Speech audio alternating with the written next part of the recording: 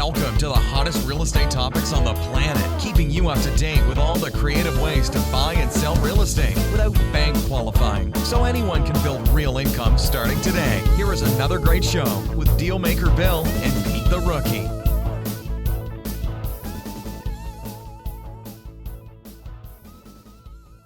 Here we are, another episode of Flipping Houses for Rookies. Are you ready? Are you ready? Never ready. You just do it anyways. We don't know what you're talking about. We'll find out. Go ahead. Sound like my wife and kids. Dad, we have no idea what you're talking about. All right, today we are on episode number 350. 350 episodes, Peter. Woohoo! Yeah.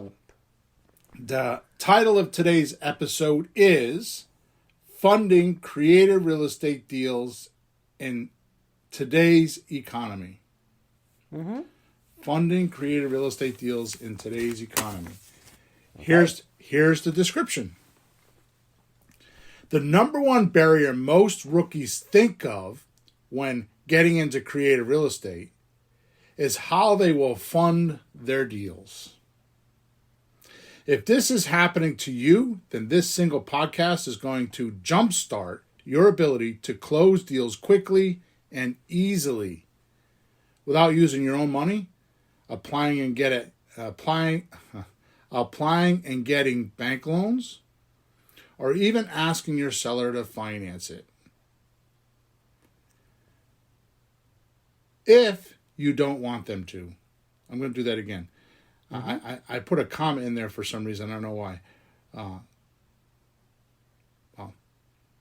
Okay. Some of the strategies you will hear today are in play post-COVID and work magically in today's economy. More to the point, today's ideas will come into play the higher interest rates climb.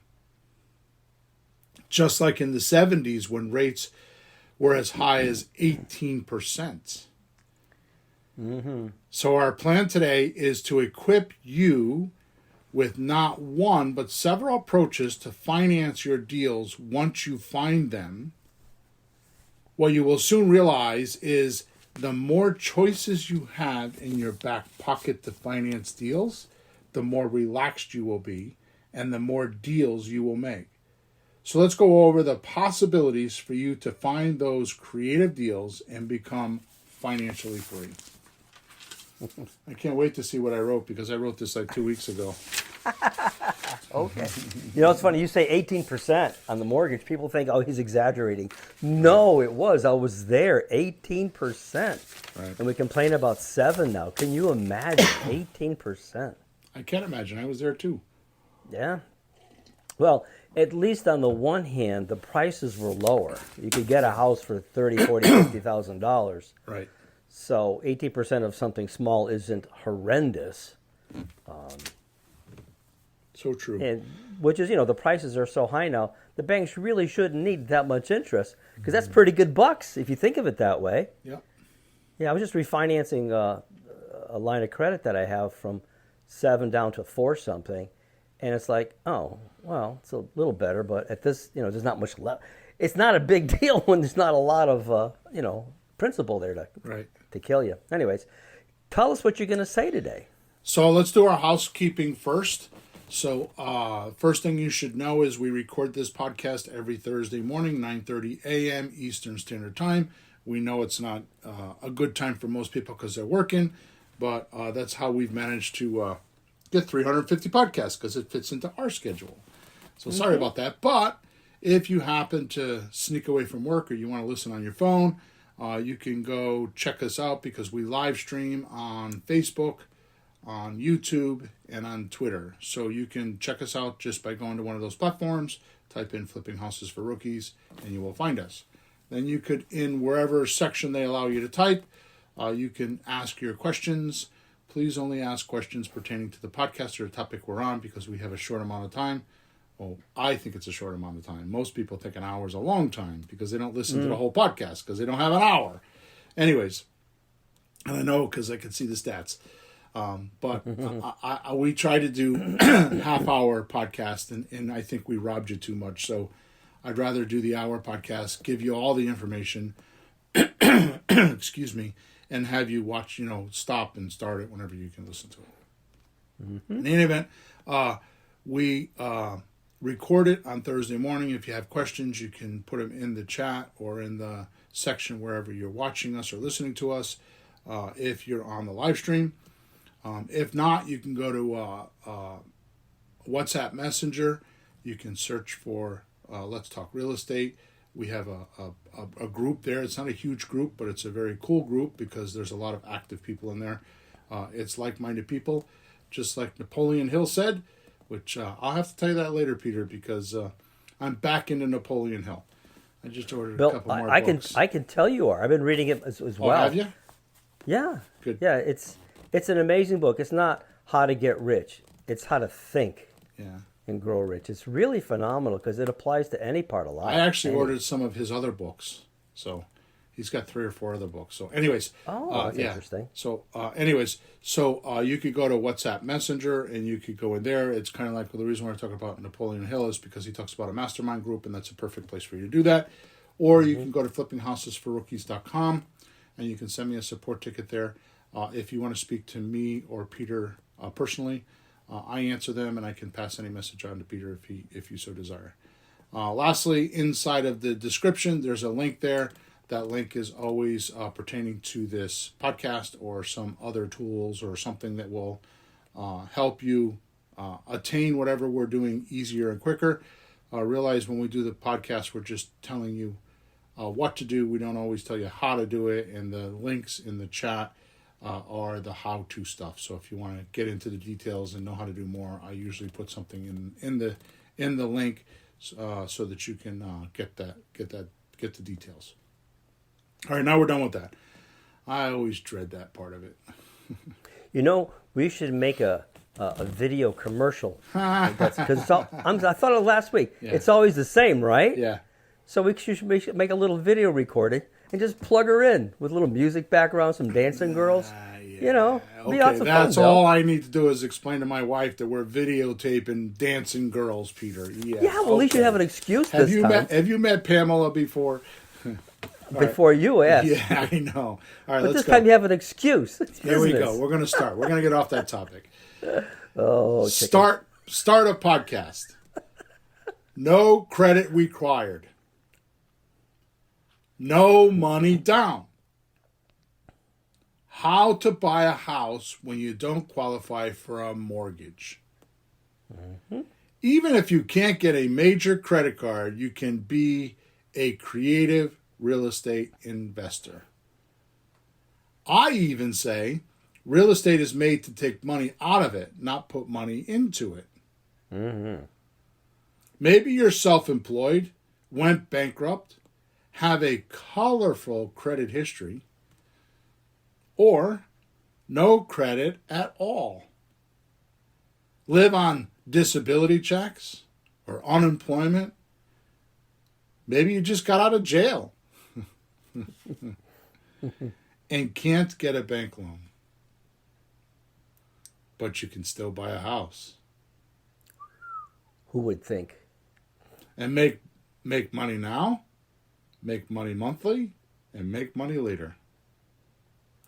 If you fully understand and believe supersedes understand, by the way. That's right. If you fully understand and believe what we are about to cover in this podcast. For real, no hype. Question is, will you believe and apply? Yeah. Should we just stop the podcast and let them ponder on that for a minute? Will you actually believe? What does believe mean? Let's look that word up. Go ahead. I don't know. When I think of meanings of words, I always think of what's the derivation, what's the parts that are put together. Believe, I have no clue the pieces that put together there. But I've talked to people like, oh, my wife doesn't believe in that. It's over right there. It just stops dead. Because the first thing you need to do, like in Think and Grow Rich, is to think like, oh, maybe I could do that. If you don't do that, nothing else happens. It's just true. By the way, while you're looking at it, did you know there's a workbook for Think and Grow Rich? Yes. Yeah, I bought it. I didn't use it enough. Maybe I'll crack that out and try that again. But like gives you steps and like do this, do that, not just read. It makes you apply more. So I thought that was clever of them. So there's a couple definitions here. Oh, I only like one of them. So one is accept something as true, feel sure of the truth of. Another one is accept the statement of somebody as true. Then another one is have faith, especially like religious faith. Now all that is kind of like you have a blindfold on, right? And you should put away all your knowingness and self-determinism and just follow drink the Kool-Aid and follow the path and just not think for yourself. That's how I take those three definitions. This is the definition I like. Feel sure that someone is capable of doing something. Oh, that's cool. And the other one is hold something as opinion, think, or suppose. But the definition I think of when I hear believe is feel sure that someone is capable of doing something. Like believing in someone. Well, when you have belief, that happens before you know. When you know, you know. Right. But when you don't know, all you got is believe and give it a shot. Right. And when you've done it once or twice or three times, then you know for sure because you've done it. So belief creates vision. Belief creates strength of will. Belief creates resilience. And belief ignites and activates. That is awesome. And the derivation sucks. It's Old English, Belifin, alteration of Gelifin, German origin, related to Dutch, but it doesn't say what it is. Yeah, when it doesn't say what it is what it is. It's just an older word for it. Also to leaf, Lief. But I like that. So why is belief so powerful? Belief creates vision. Belief creates strength of will. Belief creates resilience. And belief ignites activities. Man, you're reading Napoleon Hill, Think and Grow Rich. All that's in there. Yep. The vision. That's amazing. That's a great word. Thanks for looking it up. So, first thing I want to cover today is houses are not like cars when it comes to loans being attached to them. With a car, when you transfer ownership, you must pay off the loan before passing the title to the new owner. Yep. And that's not necessarily true, Peter, because you can do subject to on a car. Would you do that directly with a seller, but not like a? The problem is if store? you do that, then you can't change the title, and the registration insurance has to stay in the owner's name. Oh, yeah. Right? So you wouldn't likely do that. There's a website. I remember Naomi. Yeah. She used to. I forgot the name of the website, but there was a website where she would rent her car out, kind of like a. Like an Airbnb, or you would rent a room out in your house. She would rent her car out, and people would come in, and she would make, I don't know, probably $1,000 a month just renting her car out. Of course, she lived in New Haven, so. Yeah, really. Yeah, right downtown, so people come grab it and drive around. Like if you're working 8 hours, you can't use your car. Like that's clever. Now with real estate, regardless of all the myths out there, you can pass the title with the loan attached, if you know how to do it. And these days, many teach it correctly and incorrectly and call this subject to. Now, there are a lot of myths, and they are myths, that there is this is not a myth. There is a clause in every mortgage, right? Actually, it's not in a mortgage. I'm going to divert again. So when you buy a house with a loan, there's a couple things that happens there. So the lender, usually, the lender writes a note, or someone, sometimes, I mean, I do it as a borrower, so you could do it both ways, but there's a note written. The note, kind of like a promissory note, the note, right, let's look that word up. The note, And in layman's terms, we would just call it a loan, right? no, oh Or- yeah, it's the Well, documentation. a note is something written, so it's the written wording that says you got a loan, because it's a Right. note. So a note is a brief record of facts, topics, or thoughts written down as an aid to a memory. Right? It could be a Yeah. short informal letter, right? No. There's probably going to be a definition for a written explanation that somebody owes somebody money for something.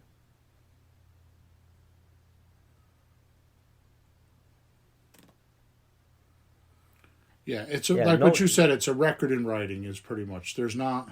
There's a lot of definitions here. No, there is. I play notes in music, so it's a word that you have to define. Because, like, what do you mean note? I wrote a note. Okay, but- so in real estate, it's the document that explains all the terms. You know, how much you borrow, who you borrow, who's the borrower, who's the borrowee, how much is being borrowed, what the interest rate is, if any, what the length is, if any. Well, there has to be a length.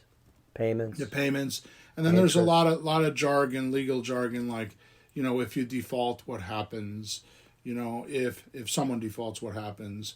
There's jargon in there, like if the house burns down, and indemnification, which means lawsuits. You know, like who's responsible, who's not responsible. So there's a lot of legal jargon in there, right? Yep. Now, here's the thing. If I don't have the money to buy a house, it's likely I don't have money, or I have very little money. So the note, as far as I'm concerned, is about equivalent to toilet paper. Right? Because if I have a note with you and I default the note, then what good is you chasing me? If I don't have, you're not going to get blood out of a stone. Yeah, I'm going to sue you for what? You don't have the money. Yeah, right. Can you send me $50 a month? Maybe? Yeah. So Yeah. what happens is it's a lot of legal stuff to do. So nobody would lend money if they didn't do that. So what happens is when you borrow money on real estate, you collateralize the real estate. And that means that if you default on a loan, they could take the house back. Well, on a note, you can't do that. So what you need to do is you need to create a thing called a mortgage.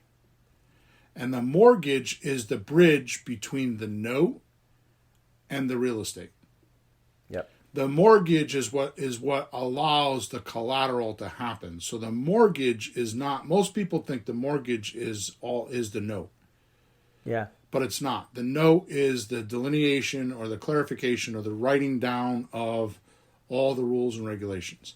Then it's connected to like a bridge. So if you had a note here and the house there, the mortgage is the bridge that connects the two of them, right? Mm-hmm. So when you go to court, you sue for the mortgage because that's the collateral. So basically when you go to court, so especially on a foreclosure, what's happening is the deed is in the seller's name. I'm sorry, the deed is in the buyer's name or the person that owns the note. Mm-hmm. So the person that's foreclosing has to go through court proceedings via the mortgage to sue for the collateral. You have to sue for the collateral to get the house back. So basically foreclosure means that you're trying to get the deed back for the collateral. Yep. So you own the collateral again. Okay.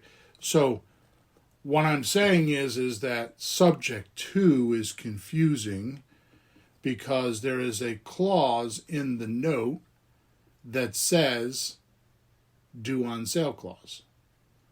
What that means, and this is the confusion, this is a huge confusion for a lot of people. What that means is if you sell the house or transfer the house, they can call the loan due. That's amateur speak. That's if you haven't inspected it. Because really all the bank cares about is that the collateral is not broken. So if I'm paying your mortgage and the mortgage is still in play, and it's still got collateral. So if I don't pay your mortgage, they come after me. And I found this out by accident, because what happened to me is I found out, it's a quick story. I've told it before. So I sold a house subject to, and 3 months later, I'm going in the office and I get served by a sheriff. And I'm like, what the hell is this? So they're saying they're foreclosing on me. And I'm like, foreclosing on me for what? I was panic stricken, like, what the hell's going on here, right? Well, it was the house I had sold 3 months earlier. I had an attorney that kept the money. It was $140,000. He kept the money and didn't pay the mortgage company. Okay? Now, he ended up paying. He was pissed off at me because he was like, I got to pay $6,000 in fees. And I'm like, well, then you should have paid it 3 months ago when I gave you the money. What are you yelling at me for? Right? I love when the criminal complains of getting caught. I love it. Exactly. So Beautiful. So the reason why I'm telling you that is because the bottom line is, I learned, this was a bunch of years ago, I learned that when you're doing subject to, the deed was in my name, okay, or the trustee's name. I was a trustee at the time. My partner was the beneficiary. The deed is in the trustee's name because we put it in a trust, right? But in any event, the deed was in my name. The mortgage was in the seller's name. So when the bank starts foreclosure, the first thing they do is they go do a title search, which tells them the activity of the title for the last 50 years. And if there's any liens on there, because they're going to care if there's liens, tax liens, water liens, maintenance liens, all that kind of stuff, right? Yeah. So the point that I'm making is that when you do a subject to deal and you transfer the title, both you and the seller are plaintiffs in the lawsuit to get the collateral back. Yeah. So it's not, the bank knows that. So the only way that you would possibly have trouble, and it took me a long time to figure this out, on a due on sale clause, is there are companies out there like Special, SPS, SLS. I don't know. They're Servicing companies? yeah, they're collection companies. So what they do is they buy default loans or high risk loans, and their job is to collect. So they're very ruthless on collecting because their job is to collect because they have nothing but troubled loans. Yeah. They will attempt to trigger the due on sale clause. It's never happened to me. I had a friend that happened to, and basically the only thing that will happen is well, you say, my payments are current. Do you want me to stop paying so you can foreclose on me? And Yeah. Well, how would the service company even get it if the loan is being paid? You said if it's a risky loan, but if it's just a regular loan and the payments are coming in every month, what do they care? They're getting the interest on the loans. I think what they do is when they sell the packages, they give them good ones and bad ones, and they just try to make a package. And you have to make the package, Yeah. All right, so what I'm saying, I went off on a 10-minute tangent there, but I wanted to explain that subject to is not, and then we take it one layer more, which I just talked about. We put the house into a trust. Now, I could do 3 podcasts on a trust. I did a 6.5 hour training on trusts, okay, or how to do subject to, and it was one of the best trainings I ever did. But listen to me carefully, because you will confuse the bejesus out of anybody when you don't talk this language. And Peter and I are very stuck on words, because words have specific meanings, they generate specific mental image pictures, and they have legal connotation. That's why there's things called law books. Yep. The trust is a property trust. A property trust, which means the only thing in the trust is the property. Yep.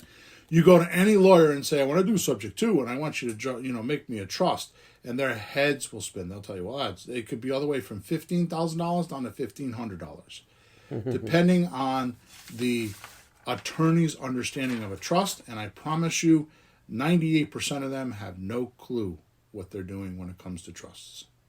They have to specialize in them. It's a property trust. When we do our documents, we have a warranty deed of trust. It's a 2-page document. Once the seller signs it, They're warrantying the deed, which means they're warranted that there's no liens or anything on it that we don't know about. They are giving us ownership, and they're generating the trust all in one document. It's that simple. You don't need an attorney to do any of that if you know what you're doing, and if you have, paperwork like what we have, right? So just to clarify, this is a trust just on the one house or condo, whatever it is, not on your entire estate. It's right? not a family trust. It's not irrevocable or revocable trust. It's not any of that. That other stuff is for a whole different. Trusts are like tools. You need a hammer for a nail. You need a saw for a board. You know what I mean. You need pliers for a bolt. You know what I mean. That kind of. It's like this is a specific tool for a specific thing. And this trust, a property trust, that's not 1,500 or 15,000. No, I just told you, we generate it with this deed, this warranty deed of trust. It's 2 pages, and it costs $70 to usually $70 to file it. Good. It doesn't need to be complicated. It is not complicated. I've done dozens and dozens and dozens and dozens of them, right? Yep. All right. Off that topic, here's another little fact. You can get a loan on a piece of real estate and never pass the deed. Never? Right. Go ahead. So a seller can give you a loan on a piece of property and not give you the deed. Oh. We call that an agreement for deed or a land contract. In some states, Connecticut, it's called a bond for deed. But basically, a lot of people don't understand what a land contract is. A land contract, well, first of all, it came from, hundreds of years ago when there were not buildings on properties, edifices on properties. So the land contract would be you can buy this tract of land or this tract of land and just pay me monthly, and then when you get me paid off, I'll give you the deed or the deeds. Yeah. Right? So it's obviously come into flourishing in today's generation with all the edifices and the properties on them. The houses have buildings on them, right? Yeah. So, what a bond for deed they're all the same thing. An agreement for deed is the best way to understand it. So basically, you write an agreement saying this is what I'm going to do as the buyer. And when I complete these tasks, one of which is paying you off, you're going to pass the deed to me. Okay? So that's, in essence, a loan without getting the deed. Now, sometimes a subject to owner is willing to let you take over payments, but not pass the deed. So we would use an agreement for deed. It's the same transaction, just different paperwork. And I'm not trying to get too sophisticated here, but I'm just trying to make you understand that this is how you get houses without loans, without a bank loan. Well, what I like about what you do, and I've learned from you, is there's layer after layer after layer. Like, there's ideal things. Oh, yeah, here's the house. I don't have a mortgage. Just start making payments, and here's your deed. Thanks a lot. See you later. Right. Owner financing. Beautiful. And it goes all the way up to like the complete opposite. But there's all these stages in the middle. Like, oh, gee, I can't get the deed. Well, I can do. You won't do that either. Well, if I don't do that, then maybe we'll just do a lease. But you have layers. And that's the next point that I'm going to bring up. And if this is too far in the weeds for you, if you don't know how to do subject to, and you don't know how to do a land contract because it's too far in the weeds, and you're a rookie and you just want to do an easy deal and make some money, then you could just do what you just said. You could do a lease with an option to purchase. Right, and that has that has no risk. Yeah. Right, a lease with an option is no risk. I mean, if you don't perform, they might be pissed off at you, and you might get some uncomfortable phone calls where they're yelling at you, but they can't sue you. They can't do any of that. See, that's the cool thing about my system is there's a shut-off point. Like if you're doing a slot deal, a sandwich lease option transfer, and if you don't know what that is, go to Flipping Houses for Rookies, but a sandwich lease option transfer, which is pretty much wholesaling lease options. Yep. You can do an option, just a straight option, which is much like what the realtors do, or you can do a rent-to-own, which is where you stay in the deal. It's like a sandwich lease option, but you stay in the deal. And you make money now, money monthly, money later. once you go past that, you go because you're going down the hierarchy, right? Once you go down that, you get into subject 2. At that exact point is when you change your liability. So a slot deal, an option deal, and a rent to own have no liability other than you need to pay or you got to get out, right? Yeah. As soon as you get a deed in your name, then all of a sudden the liability shows up. But so do all the tax benefits, so do all the other rights that you have as owning a piece of property, Yep. right? So in the beginning, you should stick to sandwich lease option transfers, option agreements, and or rent to owns until you get used to doing some transactions. You don't get into all the legal beagle stuff and into the weeds and have a bunch of risk. Because here's what happens. Once you have a deed in your name, risk could involve outside of the property. Right? So risk could mean that you're being sued not only for the property proceeds, but if you have other assets, they can dip into that too. It's not likely, but it could happen depending on the attorney. So does all that make sense? Yeah. It's like, and this is what I'm saying. There's like, it isn't like I buy real estate. Like, what kind of real estate? What kind of deal? And what kind of transactions can you do right now? Because you're new at this. Do the easy things first. Right. Learn the business. Get used to it. Start finding people to help you with things. Then get to the fancier stuff where you have a deed and the benefits from it. But it's like levels, and you can find the one that works for you. Okay, And so work from there. let's talk about the big pink elephant in the room then. Yeah. Okay, so all this is hunky dory, and this is all nicey, and this is all goody. If you find a seller that's willing to do this. Mm-hmm. What happens when your seller doesn't want to do any of this? Right, like He wants money. he wants all cash. He wants to do a deal, but he wants all cash. Yeah. So what do you do then? So most people think, oh, that's not a creative deal. Because as in other podcasts before this, because I kind of have like a little series going on here, but like in a few podcasts before this, we talked about what's the difference between conventional real estate and creative real estate. Although I hate those words, but creative real estate is controlling the paper attached to the real estate. Yeah. Right? So it's either you control it or own it. Right? Yeah. Most people think it's just creative real estate is just for no money people. Right? I got to tell you, I have clients that have more money than me, and I'm training them how to do creative real estate. Yeah. Well, why spend your money if you don't have to? The millionaire's wife goes to the Mercedes place, buys an $80,000 car, and takes a loan out. Why? Because she's only paying 3%, and her $80,000 is in investments making 10, 12, 15%. Right. Why should she take that? So it's just savvy. Right.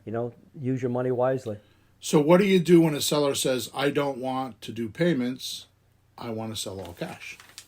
Mm-hmm. Now, this is what happened to us during COVID. So we were forced to implement these strategies. And it took me, meaning you and I, a year and a half to realize, shit, we should be doing this. It was right under our nose, right? Yep. So you ever hear that from a seller, Peter? What? I don't want to do payments. I want to do all cash. Once in a while. Yeah. Occasionally. 98% of all your calls please, are like that. don't give me the money now. Please. Yeah. Once in a while you find somebody goes, I don't want all the money right now because my taxes would be so bad. I wish I could spread it out. You go, geez, I got just the deal for you, buddy. Right. But savvy people know that. So when you talk to people who have property, who have done real estate, who are investors, they know about that. I want to sell my portfolio out. I have 10 properties, but it's a lot of tax ramifications, and I wish I could sell them one at a time. And you go, Right. check this out. But my point is 98% of the time, this is what you're going to hear. You're not going to hear what Peter's talking about. No, just keep your ears open for it. When you hear it, Yeah. get up. So when you hear this, I want all cash, most rookies, most people, unless you're in my coaching group and I show you how to do this differently, right? Think that the creative real estate music stops and the show's over. They think the curtain goes down. Mm-hmm. Unless you're here now. Here we are. First, the definition of creative real estate to me is different than most, right? Which is what I was just talking about. It means your craft has to do with what controls the property. Realtors deal only with the real estate or the house, Yeah. not with what controls the house, which is why they need money. Example, if you take over a mortgage subject to or a land contract like we were just talking about, even do a lease option to acquire the house, you can then sell on a lease with an option to buy, or assign that lease with an option to buy, or pass the rights to your buyer and get them to pay. Or do all the maintenance, repairs, and everything else. So you don't have to. So there's no landlording in this sale, right? Yep. Or you could control the property with an option agreement. So if your seller wants all cash, you explain how all cash now deals have an expense to getting paid now. Right? And that expense is, as we call it, your cost to sell, which runs between 12 and 15%. So at closing, the seller will need 12 to 15% in equity or money out of pocket to pay for the closing costs. Okay, now that 12 to 15% is pretty much 5 to 6% is for a realtor or for marketing. It's 3% for negotiating, because when you sell a house, you don't get full asking price. So the average discount given for a seller is 3%. There's 3% for repair cost, and the repair cost could even be on a brand new house. Well, not a brand new house, but on a house that's just been renovated, because here's what happens. An inspector's going to charge you $400 or $500. They're going to want to justify their fee, and they're going to go in and they're going to find code violations. If your house was built 10 years ago, the building codes are different now than they were 10 years ago. So things like the railings, the hand railing on the backyard is supposed to be 42 inches and yours is 50 inches. So there's things like that. They're code violations. Yeah. Not that they need to be repaired, but what they do is they spook your they spook your buyer. So now the seller's stuck with a spook buyer because the inspector came in and scared him. So what I call this 3% is not repair money, but bribe money. So you either need to do the repairs to keep them in the deal, or you need to give them back money at closing. And then, of course, the last number is 3% for actual closing cost. Most places there's a 1% conveyance fee, which means when they convey the deed, the city gets 0.5% and the state gets 0.5%. Plus you have your closing agent or your attorney. Plus you have prorated taxes, prorated water bills, prorated sewer bills, prorated oil bills, stuff like that. It's conservative at 3%. That all adds up to 15%, right? Now, Yep. if you do all of that work, right? So basically, the seller's not going to get, I'm not, even myself, and I feel like I'm pretty savvy with real estate. I don't get, a couple times I've got 8%, but it's usually 10%, 11% closing costs, no matter what I do. So even if you had a savvy seller, and they did 10%, a $200,000 house would mean they're giving away $20,000 at the closing. Yep. That's your money if you do the work, right? Now, like I said, if you do all the work to find a buyer and close it, you can get a lion's share of this money, Right. without a license, because what happens is when you sign an option agreement, what you're getting is a small equity share in the property, not a controlling equity share, a very small equity share. And the law reads that as long as you have an equity share in the property, you can sell it as an owner. So that's how you get away with not having a license, because you have a very minute equity share in the property and you don't need a license. So Here's how you do this. You get your buyer to supply the funds to close, just like in wholesaling, except this house is a pretty house and top dollar. So you tell your seller, okay, I'll agree to $180,000 because it's a $200,000 house and they say that it's going to take 10%, which 180 is the high end, but they're going to spend $20,000 in closing, right? Yeah. So you tell your seller to sign a 90-day option agreement with you, which gives you the minute equity share that we were just talking about. So you could sell as an owner. And as long as the seller gives you a minimum of 10% discount, like we just talked about, you can make a profit, pay all cash, and still be creative. Mm-hmm. Okay?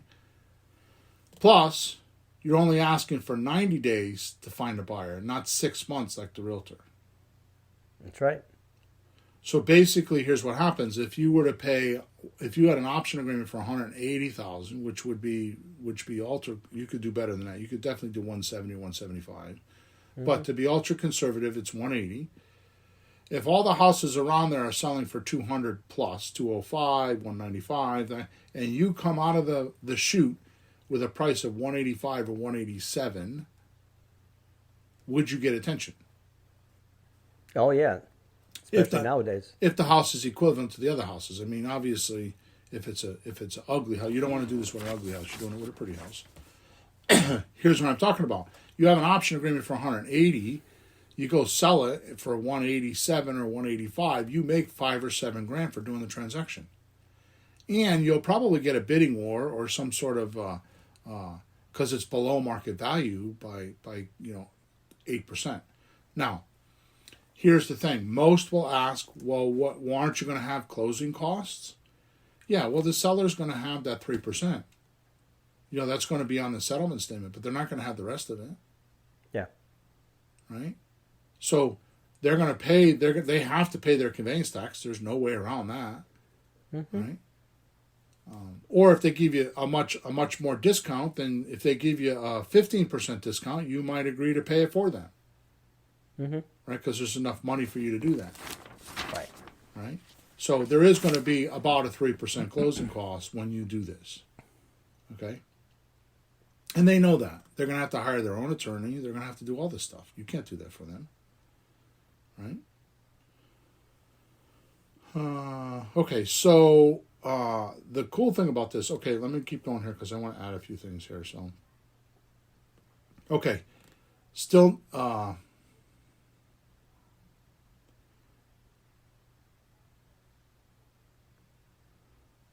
right, so if they still don't want to do this and they want you to buy the property, mm-hmm. you tell them the only way you could pay cash is if you get a 30% discount. So on a $200,000 house, how much is that? $140, right? Yeah, you're getting $60,000 off. Right. So you're at $140. Right. So what I do is the Mayo formula, which is, as far as I'm concerned, Ron LeGrand did, and I'm sure he didn't. He probably found it somewhere else, but maximum allowable offer is the after renovated value. In other words, if the house is pretty, all fixed up, times 70% minus repairs. Yeah. And what I do for repairs is I do $25 to $35 per square foot, and I don't get estimates or anything like that. I just do the math on the square footage, and I deduct that. Mm-hmm. I always deduct an extra $5 grand off just for myself in case I want to wholesale. Right? Yeah. Now, if you're going to pay all cash, now you got enough of a discount that you can go find money. Mm-hmm. And the way you would find money is with self-directed IRAs, which is the most popular. If you know anybody who's been working for a good-sized company for 10 years and they're vested, they have an IRA. Especially if they're significantly younger than 60 years old mm-hmm. or 65 years old, that money's just sitting there, and they're getting a rate of return off of mutual funds. They can actually call Quest Trust, which, by the way, we did a whole podcast on this. I forgot the number. Was on how to do this, But what you do is you don't talk to them about money. If you have somebody who has an IRA and you say, are you interested in making more interest than what you're making now? Have them call you. What you do is you call Quest Trust. I have a number here if you want. Quest Trust. So the phone number for Quest Trust is 713-702-1136. So Quest Trust is 713-702-1136. You call them and tell them that you're looking for lenders, and they will indoctrinate your lender on how it works. You don't do it. Just call Quest Trust and tell them that you're going to send people their way that have IRAs and are willing to lend you money, and you want them to explain it to them. Yep. Right? That's the most popular way to do it. And believe me, they're right under your nose. You just need to start bragging about your deal. Like, I got this $200,000 house, and the guy wants me to pay $140,000 or $135,000. I need to borrow money. Right? Now, another way to get money is someone's line of credit. Maybe you know somebody's got a line of credit. You were just talking about it a few minutes ago. We've done that with your line of credit. You just said you're paying 4% for your line of credit. Right? It was 4, it went up to 7, and I'm switching it to another company another one of my credit unions that's 4.24. Yeah. Fixed instead of a line. Right. But I'm going to keep the line because I wrote the check once 2 years ago, 3 years. You got the house. I wrote the check. We renovated it and made a good bit of money. And it's 4%. So all I had to do was pay the interest on that every month, Right. and it wasn't a lot. Right. It was $100 or something. It was tiny. Right. A few months And later, when we we had a fat check. then when we renovated it, we turn around but you and I partnered on a deal like that. But you could, your person that has a home line of credit could pay 4% or 5% and charge you 9%. Not just by default of how it works, right? Okay, so another way to do it is you can do crowdfunding, right? Or you could do cross collateral. What's that one? Yeah, so self-directed funds, I'm not going to go over today. I just went over that already because we covered in detail. Oh, here it is. I put it right here. I didn't realize it. So, yeah, I should know better. I would do something like this. So it was podcast number 315, a comprehensive look at self-directed IRAs to purchase profitable real estate deals. So if you want to borrow from an IRA, go listen to podcast number 315. Someone's line of credit, or HELOC, which is a home equity line of credit. It's an acronym, HELOC, HELOC, home equity line of credit, are usually given up to about 80% of the house's value, right? And are often low interest rates, like we just spoke to. So the family or friend whom has this position could borrow, like I said, at 4% and lend you at 9%, now becoming your private lender. Crowdfunding, this strategy is relatively new and allows an investor to use money from the public, like GoFundMe or Kickstart, to raise the money. And also you can use realtyshares.com. So you can go to GoFundMe. GoFundMe is just, like we did that for my mom when my dad died, and we raised $6,000. That's for everything. Kickstart is a site that there are, what do they call them?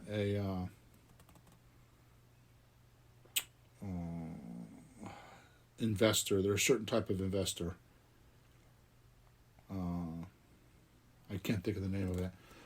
But they look for businesses and they want to invest. They're risky investors, right? So that's where the Kickstart is for new adventures. And then obviously realtyshares.com is about real estate. So you can raise money that way. Right? Cross collateral, if you already have other real estate or know someone who does, you could tap into that existing equity to finance another deal. So in other words, what you're going to do, instead of borrowing against that equity like with the HELOC, you use the equity as additional collateral to the lender. So they'll have liens on both properties. Okay. The property that you own plus the property that you're buying. Mm-hmm. Right? And then one that I have not mentioned is an FHA loan, which are backed by the federal government. Now, here's an interesting fact. I think the only one that talks about it is, what is his name on Bigger Pockets? Is it Brandon Turner? Brett Turner? Brandon Turner? His last name is Turner. Yeah. He talks about it.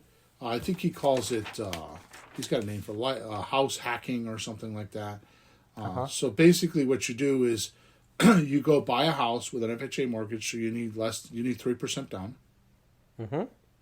Sometimes 3.5% down. And you buy the house and you live in it for a year, and then you could sell it after a year. Mm-hmm. Okay. Now, the interesting thing is you could do this with a duplex and you could do this with a multifamily. Like Sean, my other partner, did it with a 4-family in East Hartford. Yeah. So he was making $800 a month and living in one of the apartments for free. Right? I mean, he still owns it. He didn't sell it, but he was house hacking because that was the only thing he could do before he met me was do it that way. Yeah. Right. So my point is that most people think you have to do that for a pretty house. What most don't realize is that FHAs have a loan called a 203K, and that's the form number. Mm-hmm. And what they do is they will lend you money to buy the house, and then they will lend you money to do the repairs. And it's what the government calls a rehabilitation mortgage. Mm-hmm. Right?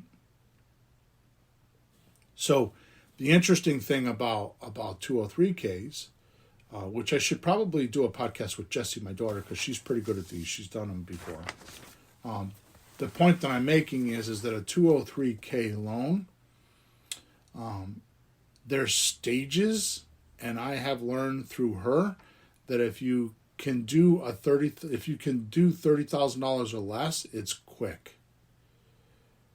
Quick to get the loan? Yeah, anything over $30,000. It's not harder, but it's more, they control it more. They have disbursements, and it's a little bit more red tape.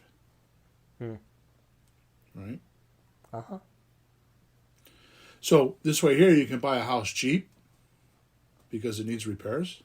Mm-hmm. You can get an FHA 203K loan to do the repairs and then sell it for a profit. And you roll that into the next house. Right. And if you did that 4 or 5 times in 10 years, you'd have a house for free, wouldn't you? Right. Pretty crazy. Or you could do what somebody like me does, because I've been working on my taxes and I'm scratching my head because I'm like, I'm looking for I'm thinking that I had a couple houses. I had houses, more than a couple. I had houses I sold this year. Mm-hmm. I don't. It's because I'm on this path now. I keep everything. I buy and keep everything. Mm-hmm. So my taxes are, for the first time ever, much different than they ever been because I don't have short-term capital gains tax because I kept everything. I thought I did 2 or 3 transactions, but they were last year, the end of last year. So I did a couple 1031 exchanges. Now I bought a bunch of houses this year. Mm-hmm. Right? 2022, not this year. Right? I bought a bunch of houses. But they're all subject tos and owner financing, and I have a private lender, and it's and it was interesting to see where I made a decision that I'm going to change my portfolio and how it's affecting my taxes. So now I think I haven't done it yet, but I think I'm actually going to go from paying to collecting. Yeah. We just did ours, and it wasn't a big collect, but I didn't pay. I actually collected a bit this year. So, yeah, it's interesting. Have fun. Yeah. It sure is different, though, than just making money getting clobbered. This is making money and having deductions all over the place. and saving a lot on taxes. And that's what the tax code is for. Yep. When you do this. Yep. Because you're putting people in houses. Yep. It isn't just about you. When you do these things, you give homes to people. That's a good thing. Yep. You get breaks for doing that. Spending money on things, the interest, the expenses, repairs. Yeah, you get breaks from all that. We're gonna talk that in a couple podcasts from now. I've already written it. It's Oh, yeah? pretty cool. Yeah. Yeah. I like when I write ahead. You know, if I write the podcast the week of, but I like when I write because I think I'm a month ahead right now. Wow. And I like that because then I could kind of create a little series there and keep them, connected. Yeah. You know what I mean? Anyways, another good source of money is credit unions. Like I just did a deal. I needed to pay some taxes on a property. Mm-hmm. So my son-in-law works for the water company and they have credit union. So yeah. I borrowed money. Now in this particular case, I had to do what I had to do because I just had money tied up everywhere. So I borrowed the money. I borrowed $10,000, and 3 months later, I just pay it back. Yep. Right. The point is the credit unions are good because they're usually unions, right? And they want to help their union cardholders. Right. Yeah, that's right. And like with him, they take it right out of his paycheck, and then once a month I just give him a check. Yeah. But the interest rate was low. Like it was like what you were saying, 4 point something, and it was easy to do. It was done in a week. Yep. Right. So those are a good source if you know somebody that works, that is willing to help you. Mm-hmm. So let me get clear about something before we scoot off here. Yes. Is it a horrible thing if my brother-in-law, or in my case, my son-in-law, has the ability to go to a credit union and get $10,000, $20,000, $30,000, and I make him my partner in a deal and give him 50%? Is that horrible? Well, everything nothing can be judged unless you compare it to something, right?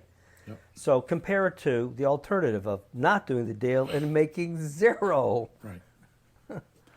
Right. So in the beginning, if you partner with somebody, you could do a couple deals and just get used to the transactions. Now, I don't always suggest you do that for long-term deals, but you could. It's not a problem. Mm-hmm. It's how I got my education. Is I partnered with a partner I had in another business. And in the end, it was the worst thing I ever did because he took too much money. But up until that point, we did a lot of deals, dozens and dozens and dozens and dozens of deals, because he said he had money, but it took me about 6 months to burn through his money, less than a year, and we ended up doing other things. But the point is that what I learned from having his cash, because it always gave me confidence knowing that I had that cash. Sure. So I would spout numbers out like I was Rockefeller, and he would have to worry about the money. Mm. Right? Also kept me on my toes on how good of a deal I had, because I knew if it was a bad deal, he wouldn't fund me. So having money people around you is a good way to keep yourself in check. Yeah, the funny thing about money people is the reason they have money is because they're careful with money. Right. They don't just blow it. They don't win the lottery and lose it all in a year, right? Right. They have money because they have it and they hang on there. They pay attention. So you could also look for, if you so desire, you should write all this down. I just gave you some good places to find money. But if you're looking for private lenders around the country, there's a website called privatelenders.com. Or if you want to do a local lender, you could do privatemoneygoldmine.com.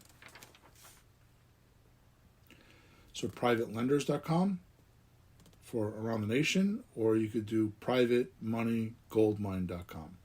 You should write that down. Right? And then the last resource for today is if you want to learn more about private money, Pete and I have a private course, a private lending training at flippinghousesforrookies.com. Private Money Talk. So it's flippinghousesforrookies.com Private Money Talk. So you can. That's not the link in the description. I should have probably put that in there, but I didn't. You can go to flippinghouses4rookies.com. Private Money Talk.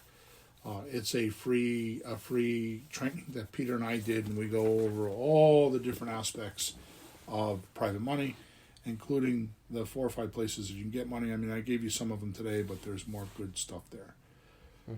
Okay. I'd like to point something out, though. I don't think you spit it out directly, because when you talk about funding, if you take an option on a house and for 90 days and you find a buyer who brings the money in, didn't you fund the deal with the buyer? Yeah. So that's funding too, folks. Yep. And everything else that's very creative is funding as well. So, I mean, I think I can summarize in my own simple way of saying we can have creative real estate on creatively controlling the property or creatively controlling the money too. Right. That's creative. Right. How you gonna get money? You got to be creative.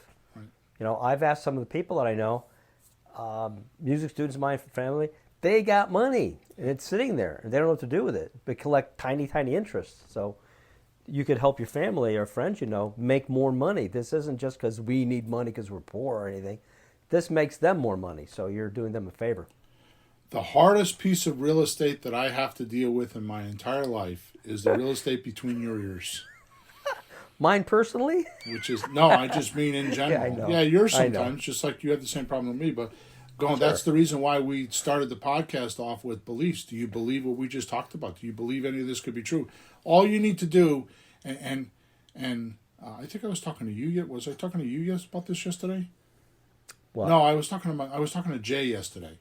Okay, our friend Jay. Yeah, and we were talking about this. And the oddest thing in the world to me is people make decisions on data without evaluating it. And the odd thing is usually the first time they hear it is what sticks. Not completely false data. Yep. You know, like in 2023, President Trump was the president, right? And they could believe that if they wanted to. It's ridiculous, but they could believe that, right? And so the first piece of information is what sticks. So think of it this way: it's like what is it, Geiger counter, where they get the sticks to find the water. No, that's to find radiation. Oh, radiation. Divining rod, maybe? Divining rod. Divining rod? So here's the thing. Once you get an idea, the first time you hear a piece of information, you get that idea in your head. You now go to try to prove it right or wrong, depending on what your belief is. If you believe it's right, then you'll find something to support it. If you believe it's wrong, you'll find something to support it, right? So the interesting thing to me is that people do not evaluate or inspect or correctly research facts. Yeah. Right? So here's what happens is the biggest thing that mankind has trouble with is sorting out what's a fact, what's true. So a fact is an observable piece of information. Right? So a fact is I have 3 bottles of water on my desk, and you go there and there's 3 bottles of water on my desk. Yep. Right? And an opinion is an unobservable fact. It's something that can't be observed, or it has illogic attached to it, or it's got craziness attached to it, right? So people, when they evaluate data, don't put it in those 2 buckets, right? So realize that information and data makes things happen. It creates action. It creates results. Right? Yep. That's the purpose of information, is to get things done. To perpetuate or propel the future. Yep. Right? Is to get you into the future more better than what you are. You know, like enhancement, like you're going through it, and you know, we talk about the deals. You'll do one deal, it might take you a year, and then the second deal might take you 6 months, and then the third deal will take you 3 months, and the fourth deal might take you a month. It's because every time you go through it, number of times over again creates certainty. Right? So information should get you past the situation that's holding you back, if it's correct data. So if you find the right reason why it's holding you back, then you won't be held back anymore, right? You know me, I'm crude sometimes, right? So I always say definition of solution is problem goes away. Yeah. So if you have the Can't right argue information, that. so if you have I don't know how to find leads, and then you go find a piece of data, and all of a sudden now you got 20 leads, well, you found the right piece of information. Yep. If you find the right piece of information and a month from now you still don't have leads, then you're thinking with the wrong information, because it didn't perpetuate or propel your ideal scene or what you were looking to get, or your goal or your aim. It didn't help you get closer to that. And it's kind of funny because I've been, as you know, I've been recently kind of like, I'm lecturing on my recent studies, right? So the point is that usually the first piece of information somebody hears, so when they hear subject to is bad because there's a due on sale clause, they didn't research it, they didn't think about it, they automatically assumed that person they were telling you was right. You know, you listen to Turner, whatever his name is, I forgot his first name, Turner on Bigger Pockets, and he bashes the crap out of subject to. That's because the first deal he did was subject to, and he lost his shirt, and he never learned how to do it the right way. Instead of just learning from his failures, he just bashed it. Wow. And that's what most people do. Anyways, enough of that. So we're all done for today. End of podcast number 350. Please make sure wherever you're watching us or listening to us, you go subscribe to us, to this podcast. Also, like us or dislike us. Leave us a comment so we can see or hear your feedback. Also, if you want to get into one of our chats, you can go to WhatsApp Messenger, and you can go to Let's Talk Real Estate, or you can go to flippinghousesforrookies.com, and there is a support ticket up on the right-hand side, and you can send those support tickets to me. Okay? So we're over and out. Next time you hear from us, it will be podcast number 351. And the name of that podcast is Top Problems for Rookies in Creative Real Estate in Today's Economy. Okay? And we'll see you then. Have a good week. Thanks for tuning in to the hottest real estate topics on the planet with Bill and Pete. If you want to continue learning how to buy and sell real estate without money or credit, head over to flippinghouses.club for some cutting-edge real estate wealth tools. Or contact us at info@flippinghouses.club.